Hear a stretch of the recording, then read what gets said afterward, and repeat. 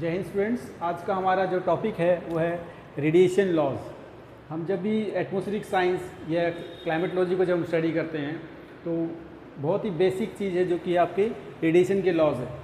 ये आपको इवन जो रिमोट सेंसिंग की फील्ड है उसमें भी आपको ये बहुत काम आते हैं। ये आपकी बेस है EMR का, या जब हम रेडिएशन की स्टडीज़ करते हैं किसी भी एस्पेक्ट में तब आपको रेडिएशन लॉज पता होने चाहिए। ठीक है, तो पहला जो लॉ है radiation law, it is the Stefan Boltzmann law. Stefan Boltzmann law क्या कहता है? It state that the amount of energy radiated by an object is depends on its temperature. यानी कोई ऑब्जेक्ट कितनी एनर्जी इमिट करेगा, कितना उसमें से रेडिएंट फ्लक्स निकलेगा, ये उसके टेम्परेचर पे डिपेंड है। इसको अगर दूसरे हम शब्दों में कहें तो the total energy radiated per unit time is proportional to the fourth power of the object's temperature. यानी जो रेडिएंट एनर्जी है वो डायरेक्टली प्रोपोर्शनल है किसके? Fourth power of the object's temperature.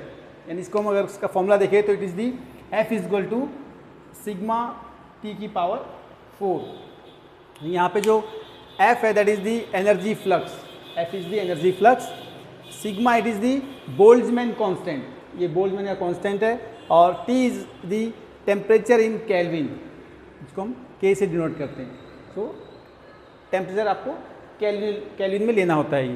तो इस फॉर्मूले से हम क्या समझते हैं कि जो फ्लक्स है, जो रेडिएंट फ्लक्स है, जो एनर्जी है वो टेम्परेचर पे डिपेंड करती है। जितना ज़्यादा टेम्परेचर होगा किसी ऑब्जेक्ट का उतनी ज़्यादा उससे एनर्जी जो है इमिट करेगी, उससे फ्लक्स जो है रेडिएट होगा।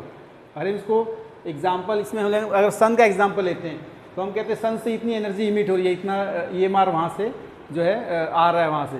तो किस वजह से आ रहा है? बिकॉज उसके अंदर उतना टेम्परेचर है। अगर हम सन का इसमें एग्जांपल लेते हैं तो सन का टेम्परेचर कितना है? It is 6000 kelvin.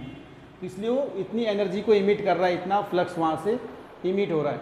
ठीक है, और अगर इसमें एक एग्जांपल है हीटर का, जैसे हम घरों में हीटर लगाते हैं तो जैसे कि आपने 1000 वाट का हीटर आता है ना, फिर 1500 का है या 2000 वाट।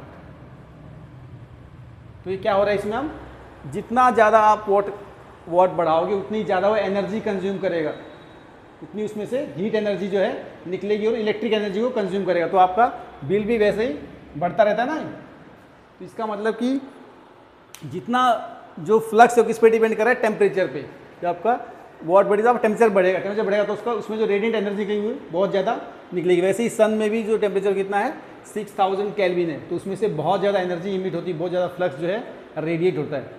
तो ये जो बोल्ट्जमैन भाई साहब है इन्होंने हमें ये लॉ दिया है कि जो फ्लक्स रेडिएट हो रहा है किसी एक ऑब्जेक्ट में से वो उसके टेम्परेचर के डायरेक्टली प्रोपोर्शनल है, उसकी फोर्थ पावर की। ठीक है, तो ये सिंपली एक हम इसको डिफाइन कर सकते हैं कि जो टेम्परेचर है वो फ्लक्स को डिफाइन करता है, या जो फ्लक्स है वो डिपेंड करता है टेम्परेचर के ऊपर। तो ये सिंपली आपका है Stephen Boltzmann law. First law of radiation it is Stephen Boltzmann law.